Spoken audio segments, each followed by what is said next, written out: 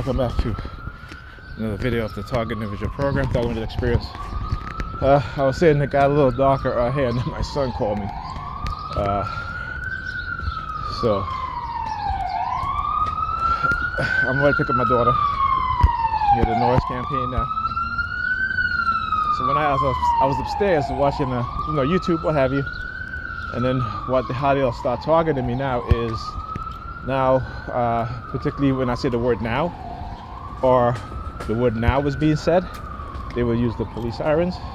Also, when the word tonight is being said, they will use the police sirens, right? This is, again, some of the things that they continue to do, particularly when you start to see how they start to use the police, right? Now they're trying to, again, using their subliminal threats of, oh, you should stay, now they want me to stay, right? It's a whole bunch of stuff that they do.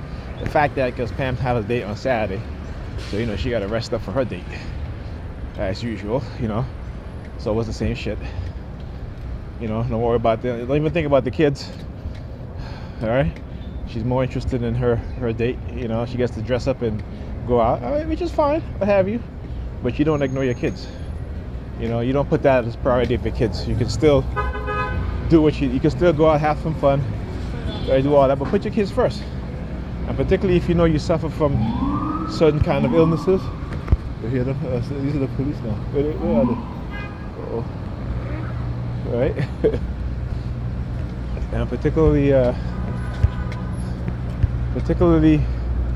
when they particularly when she knows that she has illnesses and she is tired all the time, she has all these illnesses and she ignored them because she wants to go have her fun. And like I said, after that, it's the kids and I are the ones who have to deal with the repercussion of her avoidance and not understanding, again, what she needs to do, right? And not being proactive, but being reactive. Okay?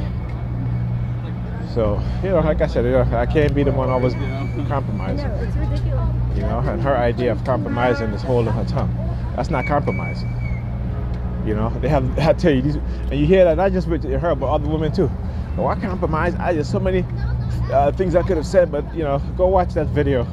You have a ex-NBA player, what's his name, Joe Smith, I think, and his wife, was having some financial issues, and she opened up an OnlyFans page and didn't tell him, and he had to find out from the people around him what his wife was doing.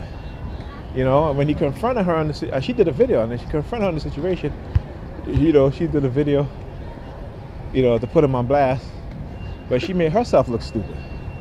Like, ma'am, you are married. You don't do these things. As I said, ma'am, you are married. To hear the police siren. Like, ma'am, you are married, okay?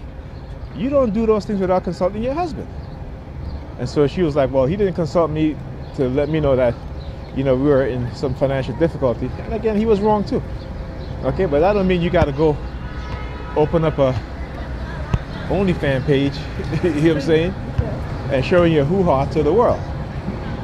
So this dude, Kevin Wesley, had an interview with both of them. And her idea, she said it, she's like, oh, there's so many things I could have done. And again, this is what women do. They weaponize information that they have. Mr. Paul, can you bring the bus around because I need the snacks and the water. Thank you. Excuse me. Sorry, sir. Excuse me. Sorry, I'm so sorry. So they, these women, they weaponize something that this man was providing for her. And she was like, oh, well, I'm used to a certain lifestyle and this. And again, their inability to say, what, let me not spend because, we're going through the financial difficulty. Let me scale back. They don't want to do that.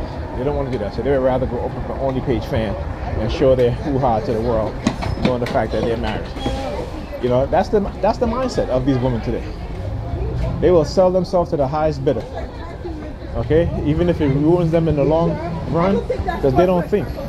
They have no foresight as to how these behavior negatively impact them, their household, their husbands, their sons, their daughters.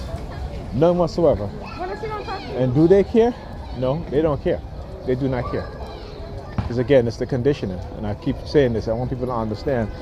It is the psychological conditioning. It is not their fault. You know,